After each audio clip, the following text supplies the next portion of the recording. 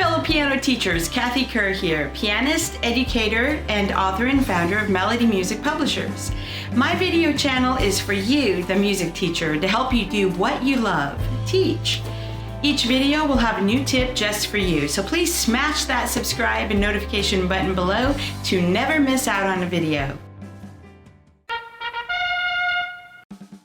Sight reading sheet music on the piano or any instrument is technically reading at sight, or the ability to read fluently without counting the notes. Learning to read music can be as complex as learning a new language and takes time and repetition to master. Here are the steps in the process of sight reading. The written music as we know it today began around the 9th century in Italy, which is, by the way, why the terms are in Italian. Imagine the task of writing down the music you hear.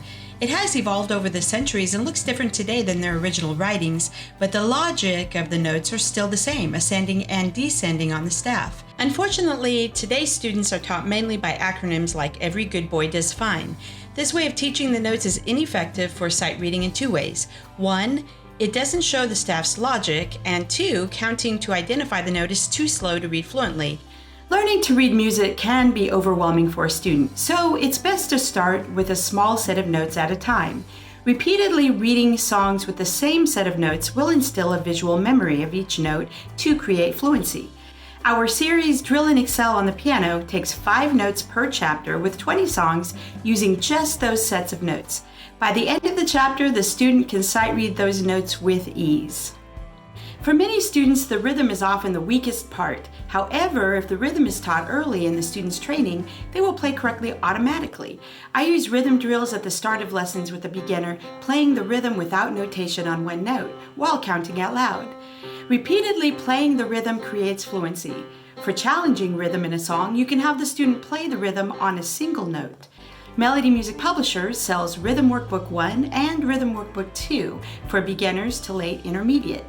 By the end of each book, a student can read the rhythm fluently.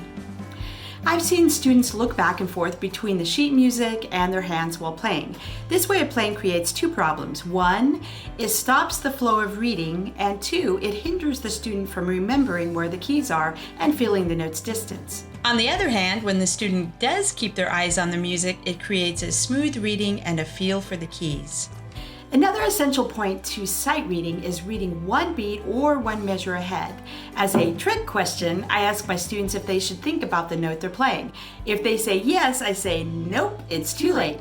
You have to know the note before playing it, so reading ahead of your playing will ensure playing correctly and fluently. Since music is a set of intervals, the distance from one note or set of notes to the next, identifying intervals by sight is another way to sight read. This way of reading is called interval reading. The Drill and Excel on the Piano series has interval worksheets for the student to write the intervals without counting to know them at sight. Just like learning a new language, reading music fluently takes time and repetition. Many methods claim a student can read fluently in a short amount of time. That is not realistic. Letting the student know it will take time to be fluent will help them not to be frustrated. However, let them know that once they're reading fluently, they can play a new song with ease, and reading music is no longer a chore, but fun. I hope this tip helps you to be the best music teacher ever.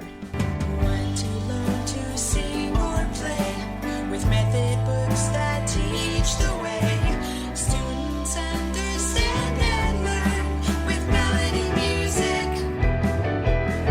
Melody music. Melody music.